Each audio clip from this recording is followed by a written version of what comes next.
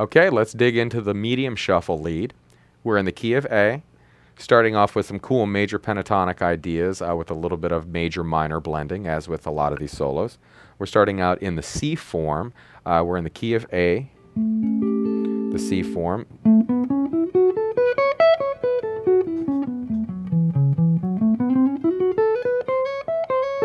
A couple little major minor third embellishments in there, but that's the basic shape that it's coming from. The first phrase is the response. The first time that 9 is bent all the way up to the major third. The second time it's just to the minor third. Drops down to an E form. That's that very familiar, probably the go-to position for most folks if you're just starting out playing blues, or actually even if you've been playing blues for some time. There's some great lines in this area. After that, in measure 5, what we're seeing there is a minor pentatonic idea with the addition of the major 6. That little 6 passing down there sounds really good. And then in measure number 6, we introduce some major pentatonic stuff. We're going to be playing a line like that where you got the root, the major 6, the 9, and then the flat third, 4, flat 3, root. So at that point, you've jumped back into minor pentatonic, whereas in this point,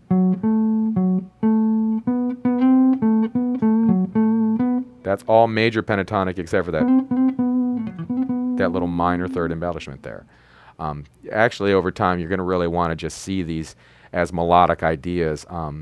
I don't recommend you use these scales to build licks. Rather, you use these scales to simplify licks that you've learned, melodies that you learned by ear.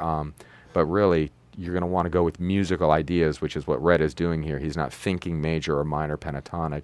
He's thinking melodically. As we move on, we're going to be in measure number 9. We got a cool little sound here. This is coming out of some major pentatonic sounds. We're over the 5 chord, so in the key of A, that would be an E7 chord. We're going to have really nice sounding bluesy lick. It sounds like A major pentatonic. If you were to take A major pentatonic at the 5th fret, it's in the E major form, and we're just looking at these top 3 strings. Well, you got the 3rd, the 5th, the 6th, the root, and the 2nd. However, over an E chord, that becomes the 6th, the root, the 2nd, the 4th, and the 5th. So that line in measure number 9 goes from the 5th, the 2nd bent up to the major 3rd, and then minor 3rd,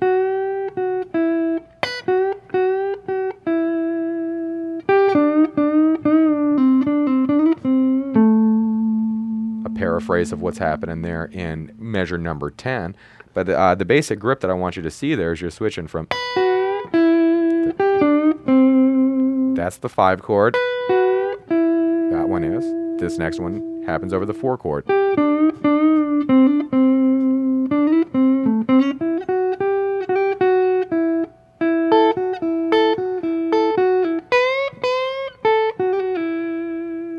That's what's happening at the end of that chorus and into the 2nd chorus. If you look at measures number 11 and 12,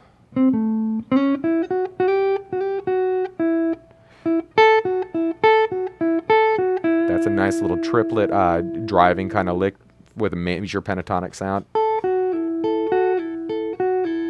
And then coming into the 2nd chorus, we're coming to some A major pentatonic ideas over the A chord. Minor.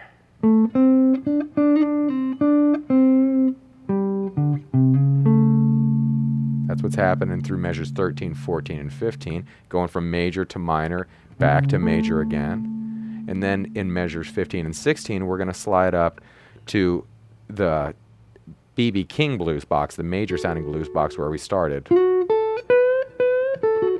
Now, technically, the B.B. King box is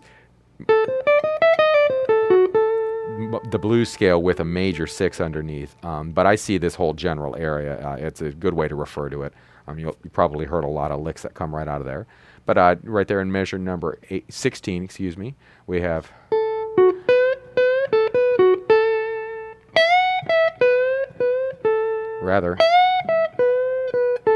that's a nice, that lick in and of itself, measure number 17, is a great mixture of major and minor pentatonic.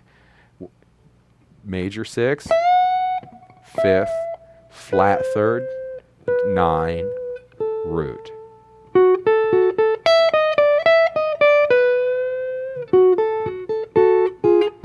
That's kind of the basic area that he's playing in through measures 18 and 19. Rather, see if I can get that straight for you. Measure number 19 again would be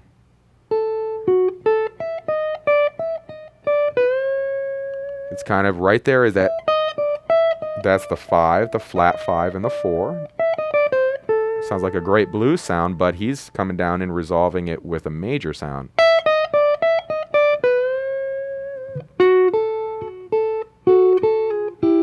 Which what's happening there is we're moving from the 6th and the root chromatically down to the 5th and the flat 7. That familiar position of A minor pentatonic, also known as the Albert King box. Just to demonstrate that real quick, if you're over an A chord, the Albert is a very bluesy minor. And then the BB.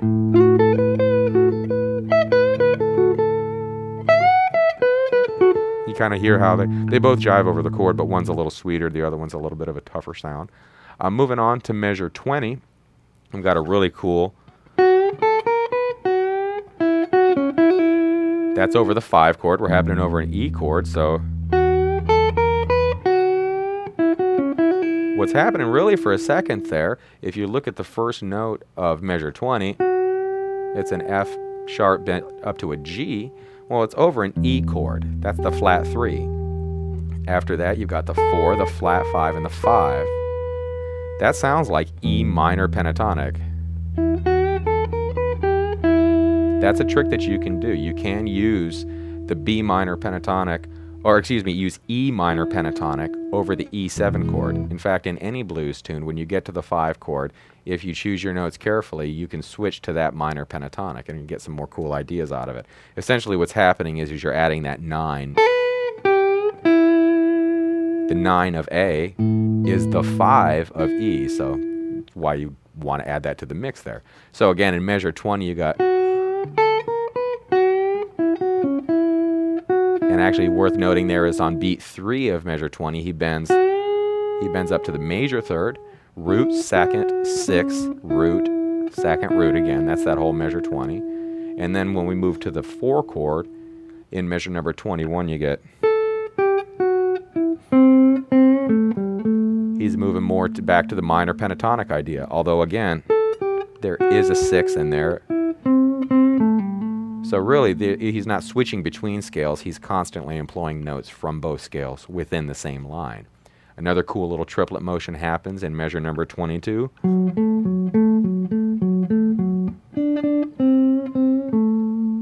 At the end of measure 23 and into measure 24, we've got an overbend.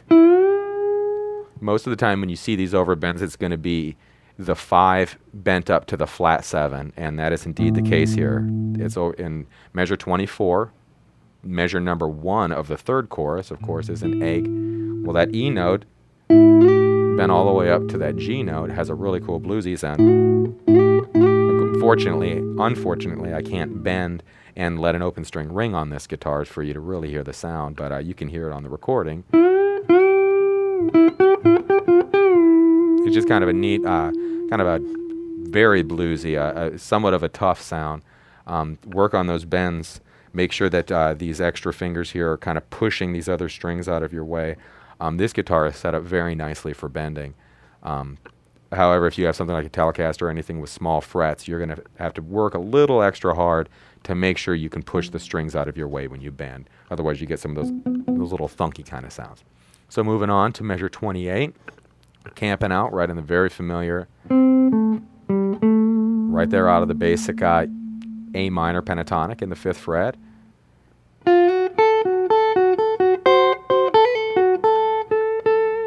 What's happening there is you got a little bit of the major 6, and then you got this great little, this is actually the tritone of the 4 chord. These 2 notes right here, your F sharp and your C note, are the tritone of a D chord. However, if you play them over the 1 chord, they got a really great bluesy sound. If you slide them up a half step, you get the tritone of the 1. That'd be the 4, the 1, the 5 happens to be right there. Just kind of a dirty little trick in case you don't know that one already. But this little line.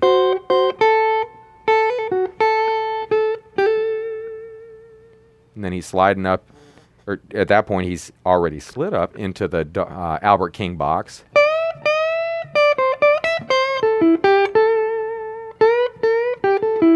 Right there, you'll notice that happens in measure 32. Ordinarily, this is the root, this is A. If you're playing over A blues and you start bending the root up to the 9, it doesn't really sound very good. It's not a very bluesy sound. However, when you get to the 5 chord, if you bend that root up to the 2nd, you're actually bending the 4 to the 5 because the prevailing chord at that point is E7. So if you notice that in measure 32, you're doing something you ordinarily would not do. Measure 33 kind of slides back into a little major to minor thing.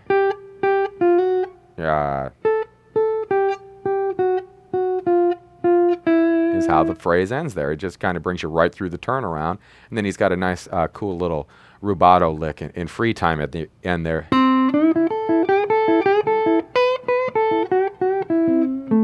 And actually is how he finishes that. Again, that's just another great blending of major and minor pentatonic. He's bending the 2nd up to the 3rd, and then down to the root, and then the 6 up to the minor 7. That's minor to major. The 6 comes from major pentatonic, or excuse me, major to minor. The 6 comes from major pentatonic. The flat 7 comes from minor. Back down to the 5. Major minor 3rd embellishment, and the root.